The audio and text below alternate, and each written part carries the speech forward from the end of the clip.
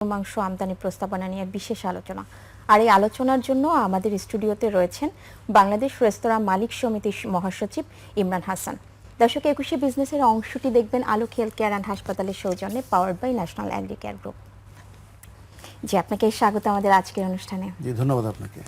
যে সম্প্রতি বাংলাদেশের হোটেল রেস্তোরাঁ ব্যবসায়ীরা একটি সংগঠন একটি গরুর মাংস আমদানির একটা প্রস্তাবনা দিয়েছে সরকারকে।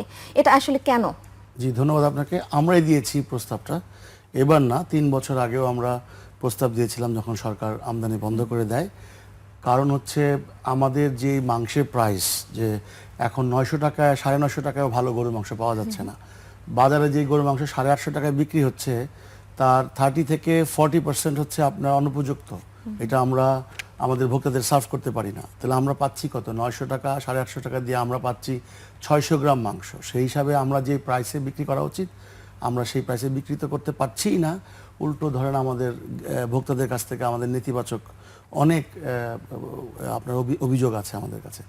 আমরা বহুদিন ধরে বলে আসছি যে গরুর মাংসটা আপনি আমদানি করে দেন, কারণ আমাদের দেশের যে ম্যান পাওয়ার, গরু পালতে যে আমাদের ম্যান পাওয়ার কস্ট প্লাস আমাদের যে গোখাদ্য যেটা আর কি, এই গোখাদ্য অনেক এক্সপেন্সিভ। আমাদের অনেক চারণভূমি নাই। আর দ্যাটস ওয়াই আর কি আমাদের কিছু মুষ্টিময় কর্পোরেট ব্যক্তিরা এখন অলরেডি এই ব্যবসাটাও নিয়ে গেছেন। পোলট্রি যেভাবে 4-5টা কোম্পানির আন্ডারে, সেইভাবেই আপনার ধরেন এই গরুর খামার করছেন বড় বড় শিল্পপতিরা, কালো টাকার মালিকরা, বিভিন্ন সরকারি যারা রিটায়ারমেন্টে গিয়েছেন টাকাটা হোয়াইট করার জন্য, অনেক যারা আপনার দুর্নীতিবাজ তারা করেছে। আপনারা লিস্ট করলেই পাবেন। এবং এই কৃষিতে সরকার একটা টেকনিক্যালি এই অ্যাগ্রোতে একটা ফাঁক ফোকর দিয়ে রেখেছে যে আপনি যাতে কালো টাকা সাদা করতে পারেন। সেখানে কিন্তু রিয়েল কৃষক কতটুকু উপকার হচ্ছে সেটা একটা নিরপেক্ষ তদন্ত করলে আপনারা পেয়ে যাবেন। কিন্তু আপনি যেটা বলছেন যে 3 বছর ধরে আপনাদের এই আমদানির প্রস্তাবনাটা আসলে ছিল, কিন্তু বাংলাদেশ সরকার বিভিন্ন সময় আমাদের দেশীয় খামারিদের কথা চিন্তা করেই কিন্তু গরু আমদানিটাও বন্ধ করে দিয়েছে।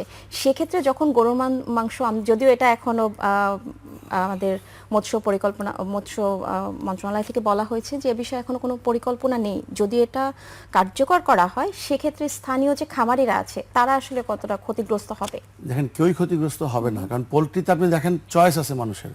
ওখানে আপনি ব্রয়লার মুরগি কিনতে পারছেন, সাধারণ মানুষ কিনে খাওয়ার জন্য ব্রয়লার মুরগিটা একটা পপুলার হয়ে গেছে। যদিও এখনও ব্রয়লার মুরগি অনেক দাম, সাধারণ মানুষ খেতে পায় কিনা সন্দেহ। আপনি দেখেন ওইখানে সোনালী মুরগি আছে, অন্যান্য মুরগি আছে। দেশি মোরগ কিন্তু দাম দিয়ে খায়, দেশি মোরগ কিন্তু এখনও ক্রাইসিস।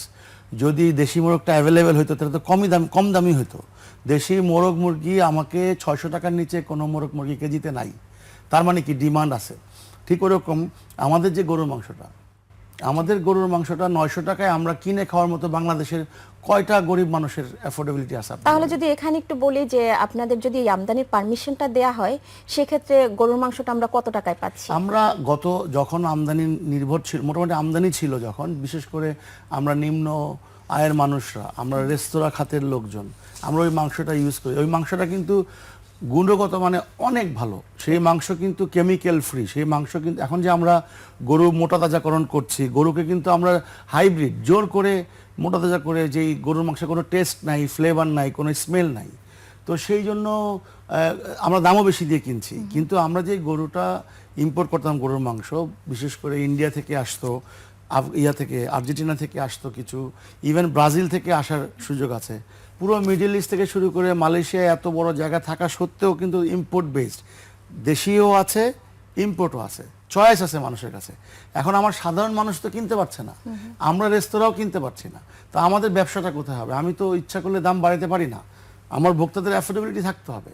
কিন্তু আমরা যদি সেক্ষেত্রে ভোক্তার স্বার্থটা বিবেচনা করি, যেটা আপনি বলছেন যে আমরা আসলে উৎসব ছাড়া কিন্তু আমরা গরু মাংসটা অনেকেই কিন্তু খেতে পারে না, সেক্ষেত্রে দামটা আসলে কেমন পড়তে পারে? এখন 400 থেকে 500 টাকায় পড়তে পারে ম্যাক্সিমাম। এখনকার ডলারের রেট অনুযায়ী যদি গরুর মাংস আমরা ইম্পোর্ট করি 400 থেকে 500 টাকা। আরেকটা বলে রাখি, গরুর মাংসের জন্য কিন্তু আমাদেরকে বিভিন্ন খাবার, গোখাদ্য ইম্পোর্ট করতে হয়, অনেক কিছু ইম্পোর্ট করতে হয়। কিন্তু আমরা তো সেই একই ইম্পোর্ট করছি। তো আমরা বলছি যে কোরবানিটাকে একটা বাণিজ্যিকীকরণ করে ফেলা হয়েছে।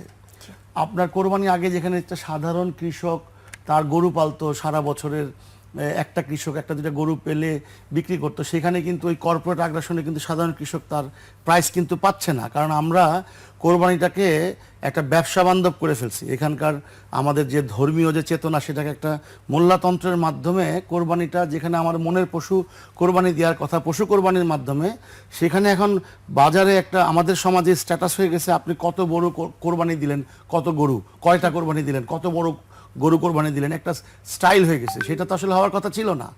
এখন ওই কোরবানিতে গরিব মানুষ আর কতটুকু গরুর মাংস পায়, একবেলা দুই বেলা খেতে পায়।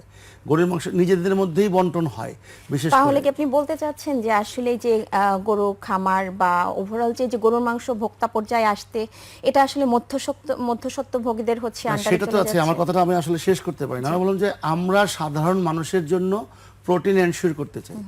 আমরা আমাদের রেস্তোরাঁয় গরুর মাংস সার্ভ করতে চাই, আমরা অবশ্যই এটা ভালো প্রোডাক্ট হতে হবে এবং রিজনেবল প্রাইসে দিতে হবে। আমি 900 950 টাকা 1000 টাকায় গরুর মাংস কিনে আমার ভক্তদেরকে খাওয়াইতে পারবো না। দুই, এই বাণিজ্যিকীকরণ যে কোরবানির মাধ্যমে যে ধর্মীয় মূল্যবোধের তো সর্বোচ্চ নিচে চলে গেছে, আমরা এখান থেকেও বেরিয়ে আসতে চাই।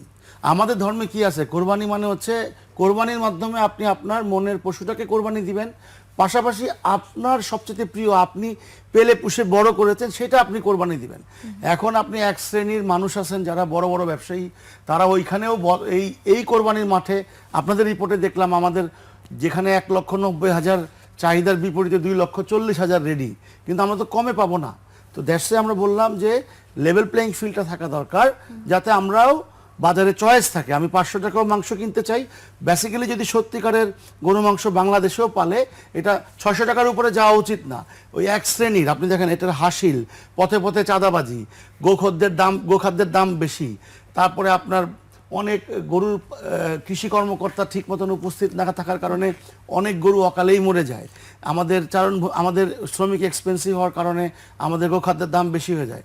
সেই জন্য আমরা বলেছি যখন আপনার ইম্পোর্ট হবে, তাহলে সাধারণ মানুষ গরু মাংস অ্যাফোর্ড করতে পারবে, আমরাও কিনতে পারবো, পাশাপাশি আমাদের দেশি খামারি কিন্তু কম্পিট করতে পারবে। আপনি চাল আমদানি কম হচ্ছে, চাল ইম্পোর্ট করছেন না, ডাল কম হচ্ছে, ডাল ইম্পোর্ট করছেন, তেল কম হচ্ছে, তেল ইম্পোর্ট করছেন, কিন্তু আমার গরুর মাংসের সমস্যাটা কোথায়?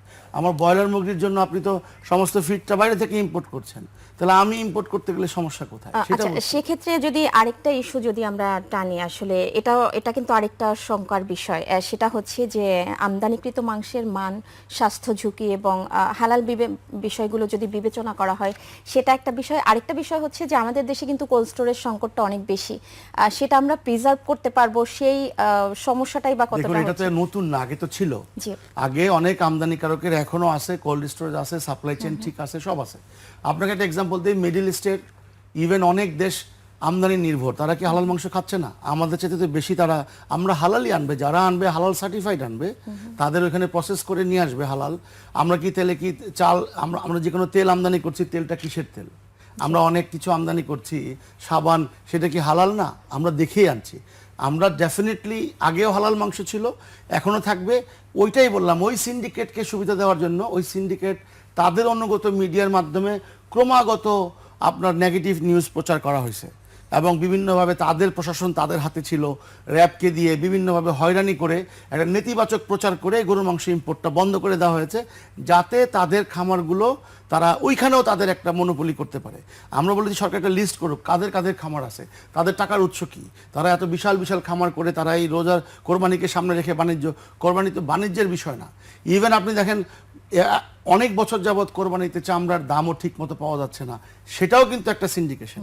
তাহলে আমাদের দেশটা এমন একটা জায়গায় চলে গেছে, একে অপরকে ব্লেম করছি কিন্তু নিরপেক্ষ আমরা কোনো করছি না, আমি স্টাডি যদি করছি আপনার এই না। ব্লেমের জায়গায় একটু আসি, যেমন আপনাদের রেস্তোরাঁ মালিক সমিতির যে সংগঠনটা আছে, এবং আপনি কিছুক্ষণ আগেই যেটা ফার্ম মালিকদের একটা সংগঠন হয়তো আছে, বা তাদের আলাদা একটা অ্যাসোসিয়েশন হয়তো আছে, তো আসলে তারা তাদের জায়গা থেকে তাদের স্বার্থের কথা বলবে এবং সেই অনুযায়ী ভোক্তাদের বোঝাবে বা সরকারকে বোঝাবে, আপনারা আপনাদের জায়গা থেকে স্বার্থ রক্ষায় আপনাদের মতো করে সরকারকে বোঝাবেন, ভোক্তাদের সামনে সেই বিষয়গুলো আসবেন, তাহলে সাধারণ ভোক্তা যারা, তারা আসলে কাদের কথা বিশ্বাস করবে? আমার তো বিশ্বাস আমাদের কথা বিশ্বাস করবে। এই জন্য খালি চোখে দেখা যায় যে আমাদের সাধারণ যে ভোক্তা আছে, সাধারণ মানুষ যাদের আয় 30,000 টাকাও আছে, তারাও আমার মনে হয় না মাসে 1 কেজি গরুর মাংস কিনে খেতে পারবে। এই বৈষম্য পৃথিবীর কোথাও নাই। 30,000 টাকা কত গড়ে আছে। আমার যে শ্রমজীবী মানুষ যারা আছে, তারা ওই কোরবানিকে ক্ষয়রাতির আশায় বসে থাকবে যে আমি কোরবানি দিলাম, গরিবদেরকে শো অফ করে দান করলাম, তারা সারা বছর খাওয়ার কি ইচ্ছা করে না? সেই ইচ্ছাটা পূরণ করার জন্য ইম্পোর্ট করা জরুরি। এই জন্য জরুরি, গরুর মাংস 500 টাকার উপরে কোনোভাবে যাওয়া উচিত না, কোনোভাবেই না। গরুর সব কিছু এক্সপোর্ট করা হয়। গরুর নাড়ি ভুড়ি চায়না একটা বিশাল মার্কেট আছে, গরুর চামড়া, গরুর শিং, গরুর হাড্ডি, এমন কিছু নাই গরুর কোনো জিনিসই ফেলনা না। ইভেন গরুর যে বট বলি আমরা, ভুঁড়ি, সেই ভুঁড়িটা গরুর মাংসের থেকে এক্সপেন্সিভ। গরুর কলিজা, গুর্দা, সবই তো আমরা ইয়ে করি। তো সেই জায়গায় গরুকে এই আমরা কেন, ওনারা, আমরা যদি বাইরের দেশে যদি পারে, আর্জেন্টিনা বা ব্রাজিলের মতো উন্নয়নশীল দেশগুলো যদি পারে, আমরা কেন পারছি না? কারণ পারছি না, কারণ আমরা 18 কোটি দেশে আমাদের ওই পরিমাণ ল্যান্ড নাই। আপনাকে বুঝতে হবে যে 18 কোটি মানুষের দিকে তাকায় আপনাকে মুষ্টিময় কিছু লোক পাতে প্রতিদিন গরুর মাংস খাবে, মুরগির মাংস খাবে, আমার সাধারণ মানুষ খাবে না। এর চেয়ে বৈষম্য আর কি হতে পারে?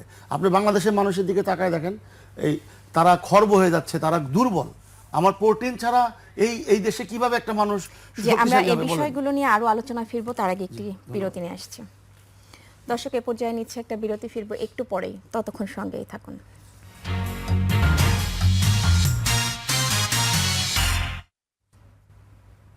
আবার স্বাগত 21 বিজনেসের সঙ্গে আছি মহিমা পলি। দর্শক, বিরতির আগে দেশের রেস্টুরেন্ট ব্যবসা ও গরুর মাংস আমদানির প্রস্তাবনা নিয়ে কথা বলছিলাম বাংলাদেশ রেস্তোরাঁ মালিক সমিতির মহাসচিব ইমরান হাসানের সঙ্গে। প্রিয় দর্শক, 21 বিজনেসের এই অংশটি দেখছেন আলোক হেলথ কেয়ার অ্যান্ড হাসপাতালের সৌজন্যে, powered by national agri care group. আমরা আবারও তার সঙ্গে আলোচনায় ফিরছি। বিরতির আগে যদিও সাধারণ ভোক্তাদের স্বার্থ রক্ষায় আপনি একটা কথা বলেছিলেন যে এটা আসলে যদি আমদানির সুযোগ দেওয়া হয় সেক্ষেত্রে মাংসের অ্যাভেলেবিলিটি অর্থাৎ মাংসের দাম পড়বে 500 টাকার মতো।